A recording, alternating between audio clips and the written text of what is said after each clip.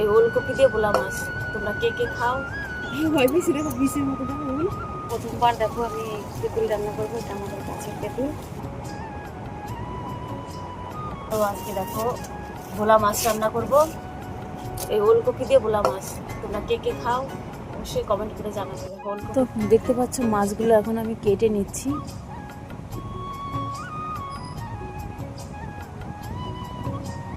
তারপরে মাছটাকে ধুয়ে নিলাম, দেখতে পাচ্ছ পরিষ্কার করে একদম। তো ঘরে চলে আসছি, এখন আমি আরও দুটো ওলকপি ছিল সেটাও দিয়ে দিচ্ছি,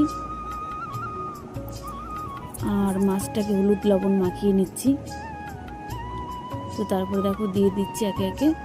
এই ভোলা মাছটা আলু দিয়ে বেগুন দিয়ে রান্না করলেই বেশি ভালো লাগে, কিন্তু আমার হাজব্যান্ড বললো ওলকপি দিয়ে খাবে, তো সেই জন্য আমার ওলকপি আলু বেগুন একসঙ্গে দিয়ে 3টে সবজি দিয়ে রান্না করতে হচ্ছে, দেখতে পাচ্ছ। আর আমি লঙ্কাগুলো বেছে নিয়ে পরে এখন কেটে নিচ্ছি। তো মাছ ভাজা হয়ে গেছে, একে একে উঠিয়ে নিলাম সব। তো আরও কিছু ছিল সেটাও ভেজে নিলাম। আর আমার দেখো পরিষ্কার করে সবজিগুলো ধুয়ে নিয়ে এসেছি। আর তারপরে ফোড়ন দেওয়ার জন্য যা যা দিতে হয়, জিরে, রাঁধুনি, তেজপাতা। বেগুন গাছে দেখো বিষের মতন মূল মনে হচ্ছিল, ভয় পেয়েছি প্রচণ্ড। ভয় পেয়েছি দেখো বিষের মতো দেখো ওল। কিরকম না, বিষে দেখলে ভীষণ ভয় লাগে। এই গাছে কিন্তু সবসময় বেগুন হয়, আমি নিজে হাতেই লাগিয়েছি গাছ। আর 5টা বেগুন হলে আমার হয়ে যাবে। আগে যেহেতু ছিঁড়েছি, আজকে অল্প বেগুন। তারপরে ঘরে চলে আসছি, দেখো এই সবজিগুলো ভাজা হচ্ছে, তারপরে কিন্তু বেগুনটা দিয়ে দিলাম। আর পরেই দিতে হয় বেগুন, না হলে গলে যাবে। তো তারপরে দেখো জল ঢেলে দিচ্ছি, হয়ে গেছে অনেকটা সময়। তারপরে ঢাকটা তুলে নিলাম 10 মিনিট পরে, আর মাছটা দিয়ে আবার ঢেকে দেব। তো 5 মিনিটের জন্য আবার তুলে নিলাম। দেখো আমার রান্না হয়ে গেছে, আলুটা গলিয়ে দিয়েছি, দেখতে পাচ্ছ। একটু জিরে বাটা দিয়ে নামিয়ে নেবো। ভিডিওটা ভালো লাগলে অবশ্যই একটা লাইক করতে ভুলো না।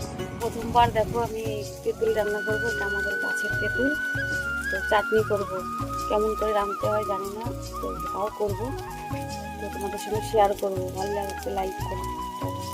তেঁতুলটাকে ধুয়ে নিয়েছি পরিষ্কার করে, আর কড়াই গরম হয়ে গেছে, তারপরে সর্ষে ফোড়ন দিয়েছি, আর তেঁতুলটা 10 মিনিটের মতো নাড়াচাড়া করে সেদ্ধ করে নিয়েছি। তারপরে কিন্তু জল ঢেলে দিয়েছি, লবণটা হলুদটা দিয়ে নিয়েছি, আর লাস্টের দিকে চিনি দিয়ে কিন্তু নামিয়ে নিলে রেডি। আর তেঁতুলটাও খুব সুন্দর গলেছে, দেখো খেতেও খুব সুন্দর হয়েছে।